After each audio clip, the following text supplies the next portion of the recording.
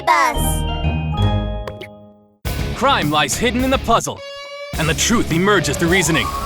Detective Stories of Inspector Chimp. Crisis at the Amusement Park 2. Inspector Chimp, slow down! Inspector Chimp, I'm scared! Wait for me, Inspector Chimp! Gigi Gopher chattered as he trailed behind Inspector Chimp. The inspector felt like putting in earplugs to block out the annoying voice. Oh, it's so hot in here. Why don't we stop and take a break? No, I need to move fast. I've got to save Rolly, and I also need to find that tricky Franz Barrington and put him in jail. Inspector Chimp darted ahead, observing his surroundings with quick glances left and right. It's so dark in here. It must be some kind of trap. Dash it, Franz Barrington. What are you up to? Oh! Inspector Chimp! What's that?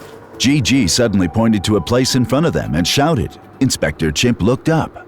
There was nothing but darkness. A small green flame appeared. Fire! Spook fire! Gigi clutched Inspector Chimp's leg. Inspector Chimp, run! I've heard of spook fire before. It's evil. If we don't run away, we're done. You can go if you want. Just let go of me. I'm not letting go. The fire is coming. With Gigi gripping his leg so hard, Inspector Chimp couldn't move. One flame after another flared. Soon, a wall of ghostly flames had formed to block Inspector Chimp's path. He broke out in a cold sweat. There's no choice but to break through now. Keep your mouth shut, Gigi. Keep my mouth shut? That's kind of... Before Gigi could react, Inspector Chimp took a deep breath and kicked his leg high in the air, sending Gigi flying. No! Gigi shot through the flames, then rolled back and forth like a pinball, bouncing off the walls a few times. I'm so dizzy. One big breath. And here I go. Putting his hands over his head, Inspector Chimp held his chin up and ran through the flames as fast as he could. Huh? Something's wrong. Inspector Chimp looked at his hands as if he had noticed something strange. Inspector Chimp, it's happening again! The fire is back! Gigi hurried over. Ghostly flames trailed behind him. Inspector Chimp walked over, not hurrying at all. Seeing Gigi's astonished expression, Inspector Chimp reached out and cupped a trail of fire in his hand. Inspector Chimp, you... Huh? What's going on here?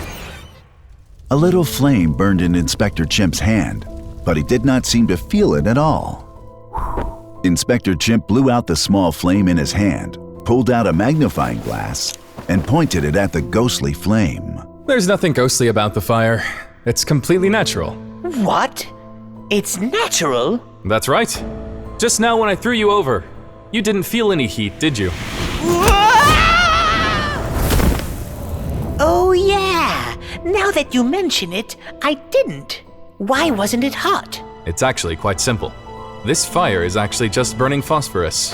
What's phosphorus? Inspector Chimp held out his hand, and Gigi saw that there was something white on it. Phosphorus is a chemical that turns to a gas called phosphine after it goes through a series of chemical changes.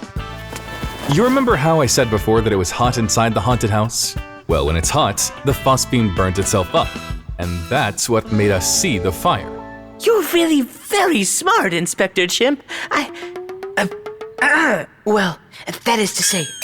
Just as Gigi was about to express his admiration for Inspector Chimp, he suddenly recalled that the inspector was his rival.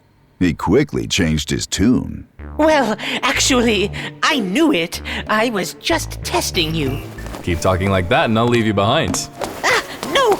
Wait for me! Inspector Chimp continued to walk deeper into the haunted house. Gigi followed close behind. What Inspector Chimp didn't notice was Gigi's sudden smirk. Not bad, Chuck.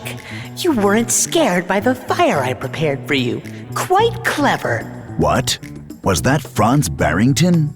Gigi reached up and swept his hand across his face. He revealed a half-machine, half-bear head.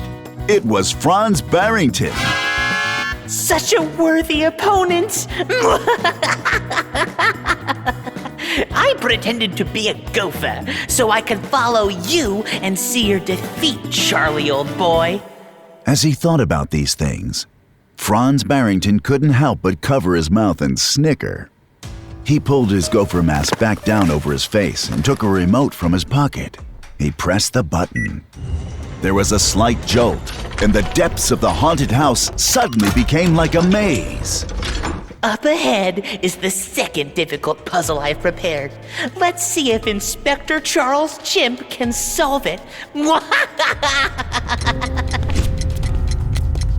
Inspector Chimp and Gigi walked for a long time. Ouch! Inspector Chimp stopped suddenly, and Gigi crashed into his back. Ow! What's wrong, Inspector Chimp? Inspector Chimp's expression was serious. Gigi, it's strange. Nothing around us has changed, even though we've been walking for a long time. Did you finally figure it out? Gigi tried not to laugh. He put on an expression of horror. Oh no! Inspector Chimp, does this mean we've run into a ghoul?